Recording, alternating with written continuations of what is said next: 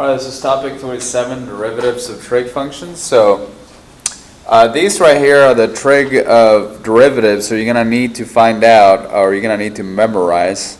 Okay, so make sure you memorize as you go, because on the next test, I'm not going to give you something like this for you to remember. So anyway, the derivative of sine, so remember the d over dx, that means the derivative. So the derivative of sine is equal to cosine. The derivative of cosine is negative sine. The derivative of tangent is secant square x. Right, the derivative of cotangent is negative cosecant square.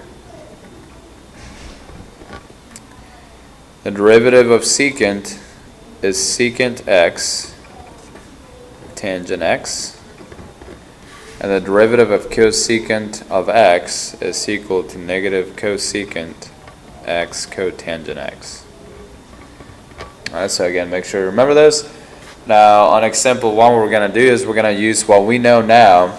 And on this one right here, notice that you have a function, x squared times another function, cosine x squared. So to find the derivative, alright, notice that you will be taking the derivative of a function multiplied times another function, which means you're going to use the product rule. Alright, I'm going to write the formula here for the product rule. Okay. Now, on this one, it says that I would take the derivative of the first. So f prime of x is equal to the derivative of x squared, which is 2x, times the second, plus the derivative of the second, so the derivative, times the first, times the derivative of the second. So this would be negative sine x. Right, I might have wrote that here backwards, but it doesn't matter. Okay, so now, excuse me. So now, we're going to go ahead and just multiply and add like terms if we can. So this would just be 2x cosine x. This would be minus sine minus x squared sine x. And that is pretty much it. There's nothing else to do on this one. Alright, so that's the answer for that one. Now in example 2, notice that on this one you have a function divided by another function. And in this case, you're going to have to do the quotient rule. Alright, so we're going to do the quotient rule for this one. So remember, it's low d high minus high d low, so we got the low. 1 plus tangent x.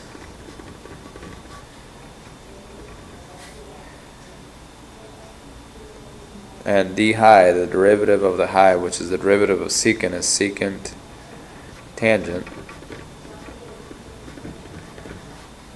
minus low, which is, minus high,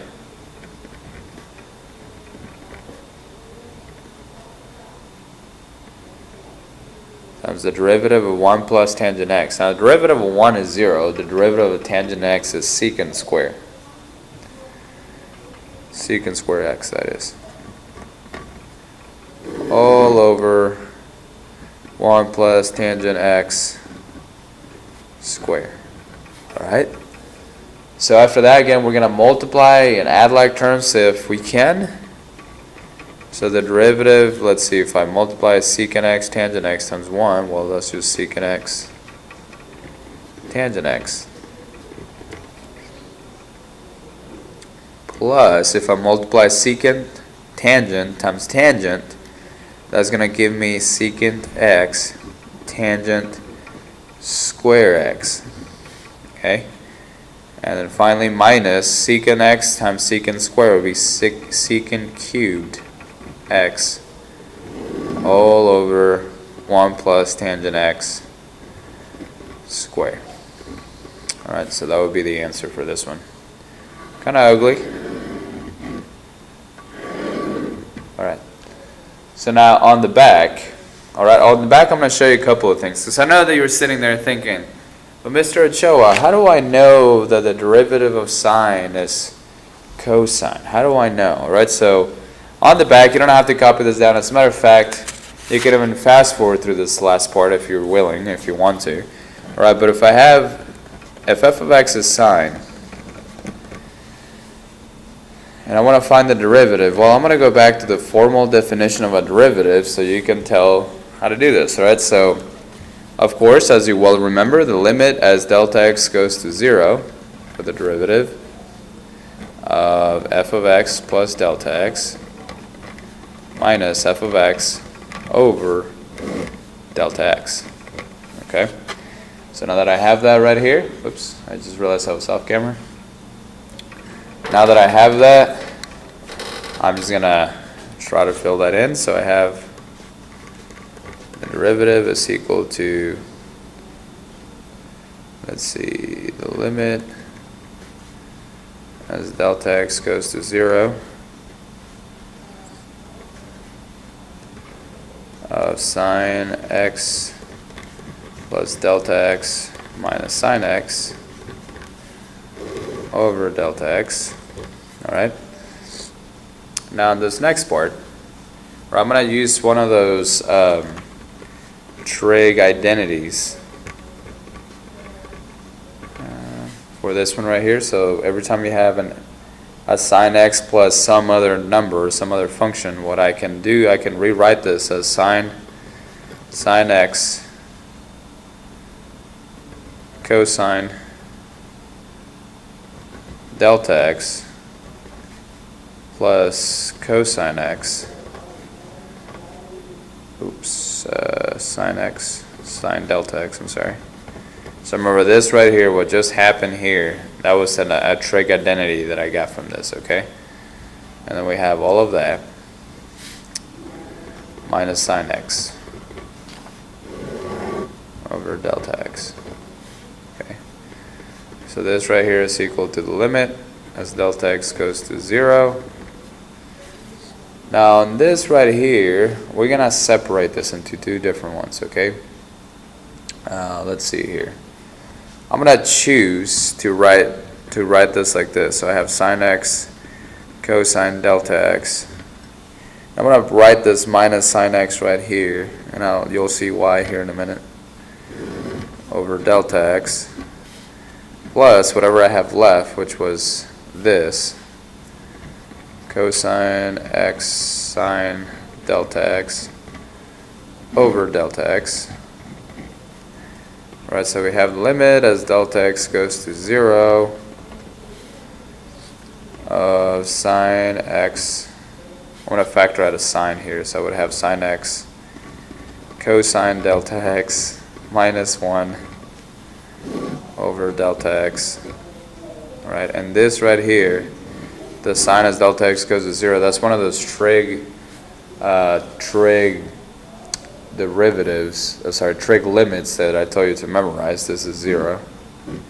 So all of this is 0. And I would have cosine x over sine delta x over delta x as delta x goes to 0. So this right here would be 1.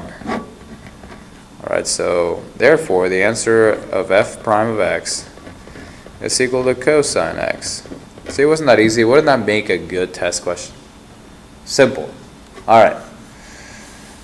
Moving on. So now, let's see if I want to show you this. I'm only going to show you this just in case I put it as a bonus question in a test maybe. Alright, so this will be, just to show you another one, if f of x is equal to tangent x, right, we know that tangent x is equal to sine x over cosine x. So now I'm going to use the quotient rule, right? So using the quotient rule,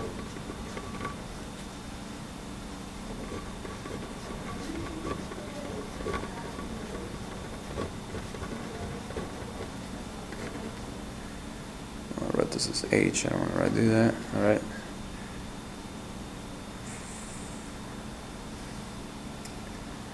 I'm going to write the formula here. Let's see, if I have a function h of x, and I want to find the derivative of that function, I would have g of x, f prime of x, minus f of x, times g prime of x, all over g of x squared. Okay. And then now, and again, just in case you forgot already, this is low, d high. I'm not really sure that's how I should write it. Minus high, d low, all right, over the bottom square. But anyway, so now I'm going to write the derivative now. So I have low, which is cosine x, times the derivative of sine, which is also cosine x, minus high, which is sine x, as the derivative of cosine, which is negative sine, all over cosine squared. Alright, so I continue on. I'm going to multiply, so I have cosine square x plus sine square x all over cosine square x. Now notice that this right here, cosine square x plus sine square x is 1, so I have 1 over cosine square x, and that's equal to secant square x. Alright, so that's that. So again, you necessarily may not have to know this, but thank you for the applause. I know you probably are crying around this. This was so beautiful. But if you have any questions, let me know. This should be a relatively simple homework compared to the last couple. Alright, so if you got any questions, let me know.